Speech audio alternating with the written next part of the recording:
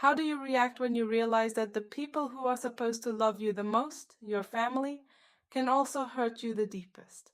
What do you do when the person who gave you life suddenly erases you from their world? I never expected to find myself in that situation, but there I was staring at a photo on Facebook, a wedding photo. It was a moment that should have been mine to witness, yet there I was, left out. I wasn't the kind of daughter who clung to my father, but I never imagined being completely erased. Growing up, my father Rick was there in his way. He did what a father should do, pay the bills, put food on the table, but love, affection, those were luxuries I never knew. As a child, I dreamt of the warmth of a father's hug, the kind you read about in books, but I never had that. When my parents divorced, I thought that was the hardest part. But it turns out the hardest part wasn't the divorce. It was being left behind. At 13, I watched him walk away, not just from my mother, but from me. He gave us a cold promise. You can visit any time. But those visits never came. The calls became fewer, the excuses more frequent. I'm busy with work, he'd say, and I learned not to expect him. It wasn't until that Sunday afternoon that everything I thought I knew about him shattered in an instant. The phone buzzed on the coffee table, and I picked it up absent-mindedly, not expecting anything more than a random message or an update from a friend. But there it was, a notification from Facebook with a photo I never expected to see, a wedding photo of my father. I froze, staring at the screen. There he was, smiling wider than I had ever seen him smile.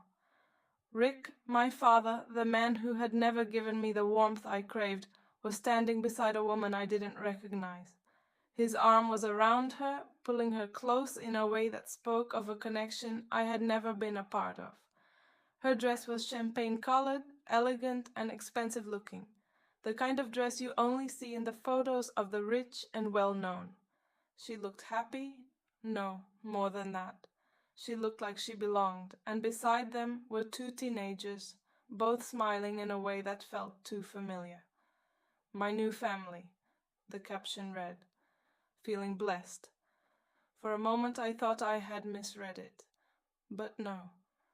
There it was again, a celebration, a wedding, an event that I wasn't even invited to. I blinked, still not comprehending what I was seeing. The wedding album opened up, filled with smiling faces, with laughter and joy I wasn't a part of. It was as if the world had moved on without me, leaving me behind in the past. I scrolled through the pictures, my stomach twisting in knots.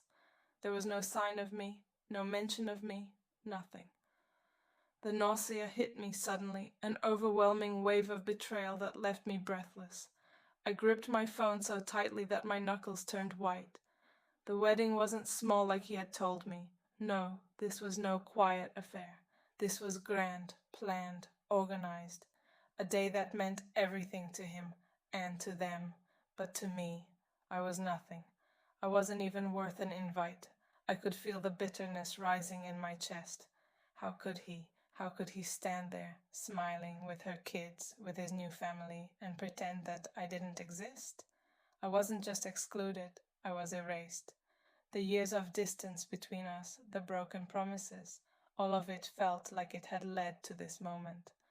I tried to convince myself that it wasn't that big of a deal. Maybe it was just a mistake. Maybe he thought I wouldn't care. But deep down, I knew it wasn't an accident. It wasn't a mistake. He had made a choice. He had made it clear that I didn't fit into the life he was building. And for the first time, I understood. This wasn't just a wedding. This wasn't just about a father and his new wife.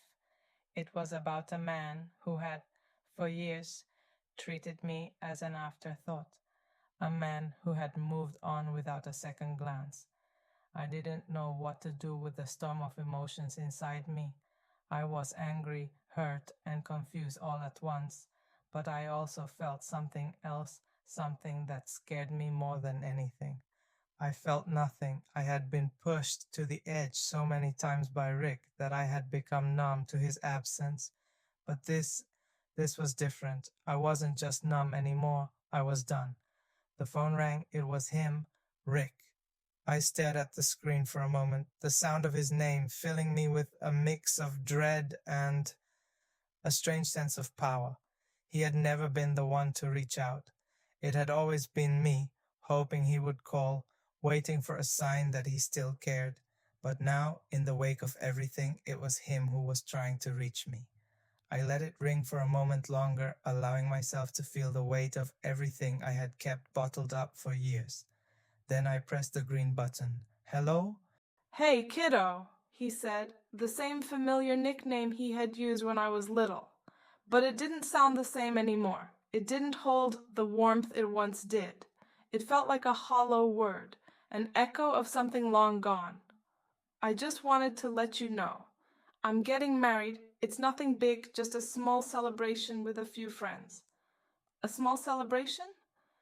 I could feel the words rising in my throat, but I swallowed them down. I had heard this before, his empty promises, his half-hearted explanations. It wasn't that I was angry he was getting married. I had long since come to terms with the fact that he had moved on. What stung was the realization that he hadn't even thought about me, not even for a second. You know, just the two of us, he continued, his voice casual as if it didn't matter. But it did matter. It mattered more than he could ever understand. I felt a coldness settle in my chest. Just the two of us, that's what he had said. But as I stared at the wedding photos, the words echoed in my mind, each one sharper than the last. It wasn't just the two of them. Number. It was her children too. They were front and center in his life now. They were the ones who mattered. I wasn't even a thought in his mind. I took a deep breath, trying to steady myself, but my voice trembled when I spoke. So, it's just you and her?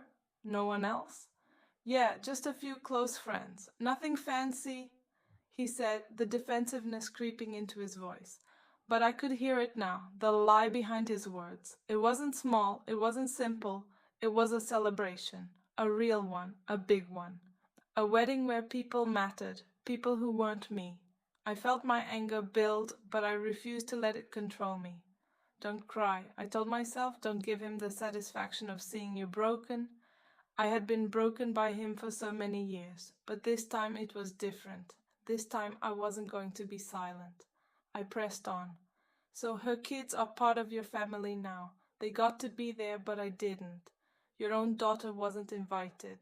Is that what you're telling me? There was a long pause, a silence so thick it almost suffocated me.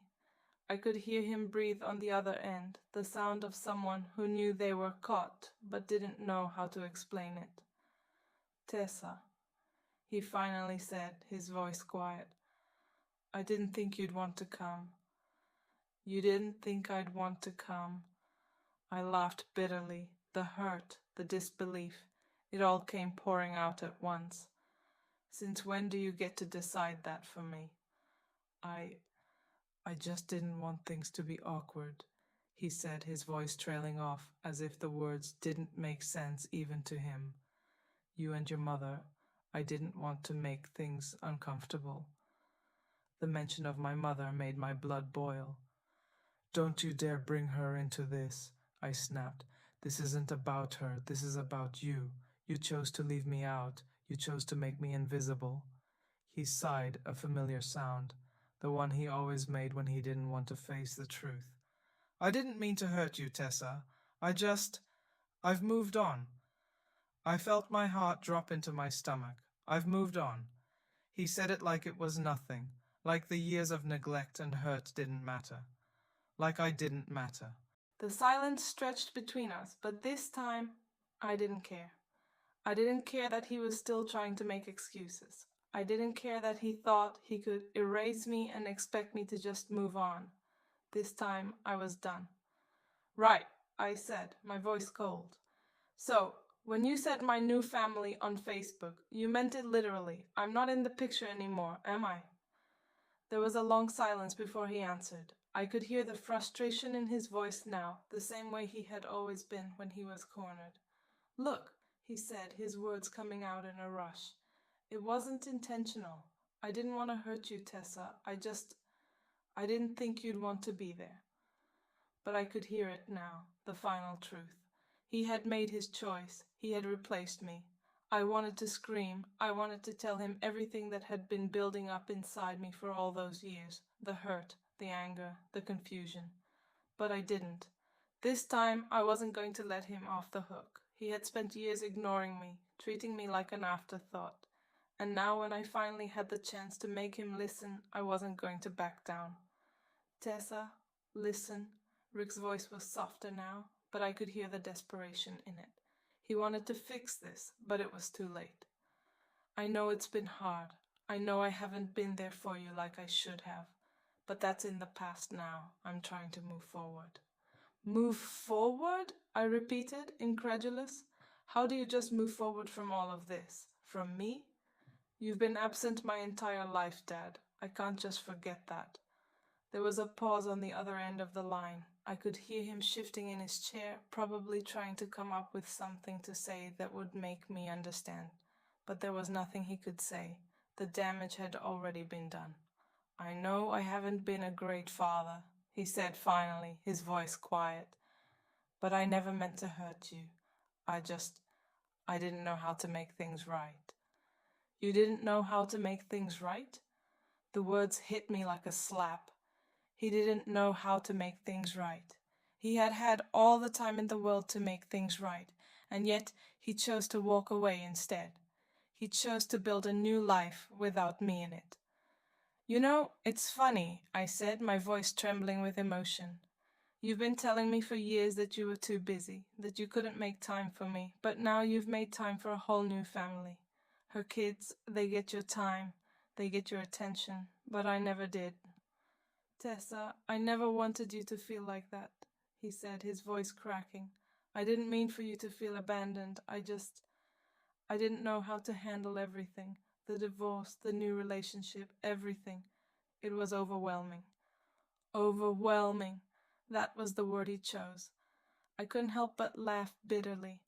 All those years of feeling alone, of feeling like I didn't matter, and he was using the word overwhelming to explain it all away, as if that made everything okay. Dad, I said, my voice barely above a whisper, you didn't have to handle it alone. You could have been there for me. You chose not to be. The silence stretched between us again, thicker now, heavier.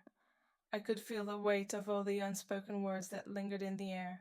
This was the moment I had waited for so many years to have, the moment when I could finally tell him the truth, when I could finally let him know how much his absence had hurt me. But it wasn't going to be enough. It wasn't going to bring back the years I had lost. I don't need your excuses, Rick, I said, my voice cold now. I needed a father, not a man who checks in when it's convenient for him. You've made your choice, and I'm done waiting for you to change. I'm done pretending that I don't care. Tessa, I'm sorry, he said, his voice barely audible. I really am. I never meant to hurt you. His words, his apologies, they meant nothing now. They were just empty sounds, the same ones I had heard too many times before.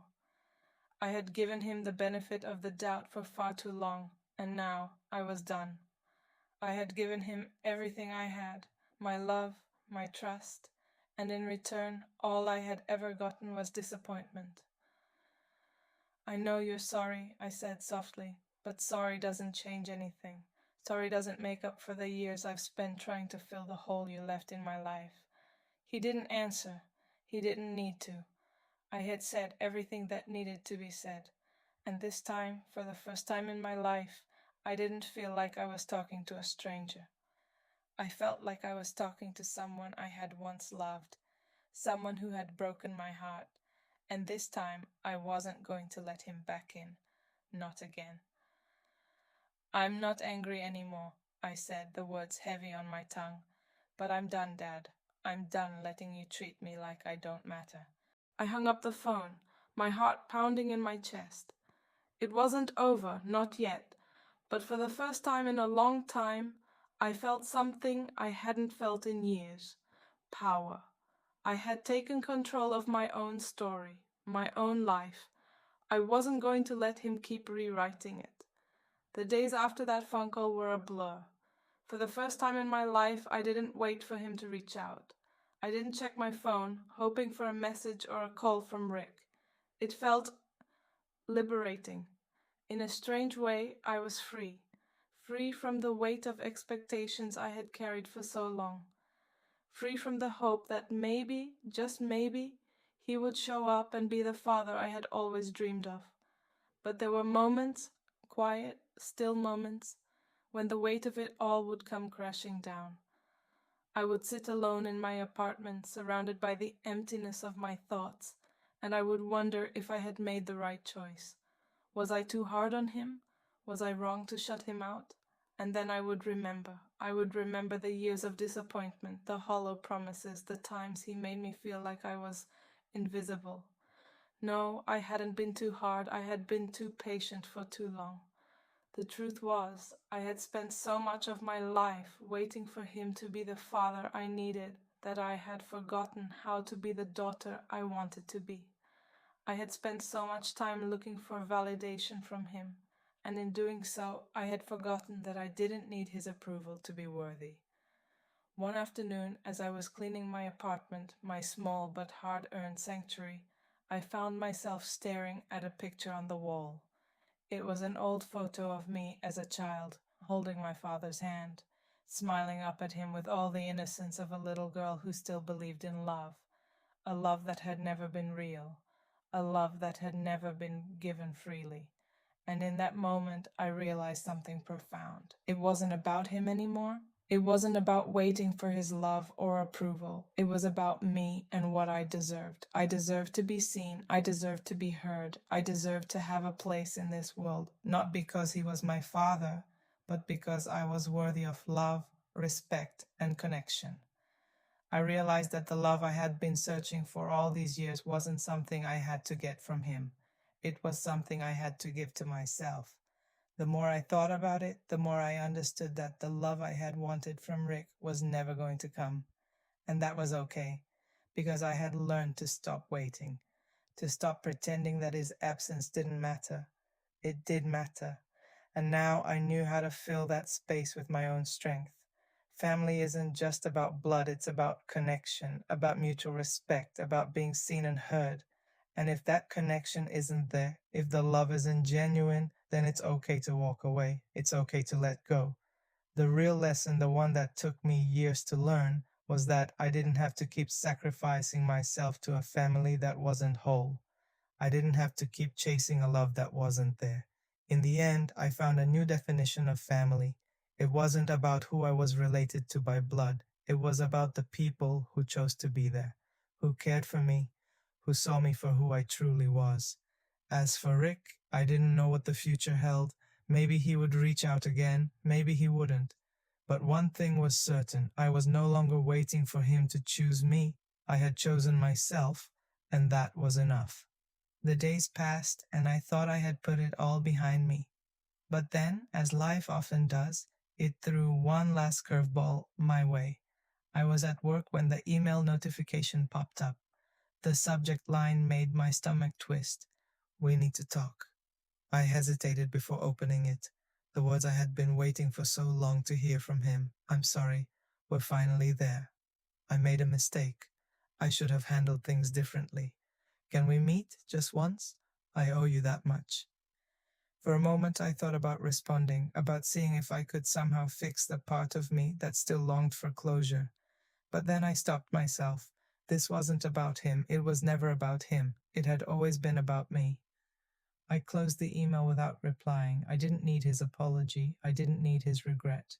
What I needed was to stop waiting for him to show up, to stop hoping that he would ever be the father I had always dreamed of. Because I had already moved on. That was the final step in my journey, letting go of the last shred of hope.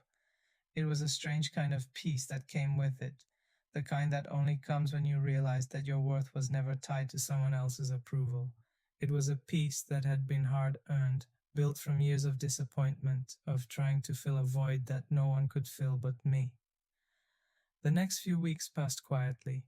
The calls and emails from Rick became fewer until they stopped altogether. And for the first time in my life, I felt no need to chase after him. I was finally free. It wasn't the closure I had expected, it wasn't the reunion I had once hoped for, but it was enough. I had learned to live without him, to live for myself, and that was the greatest gift I could ever give myself. Because in the end, the most important thing was that I had chosen to be my own family.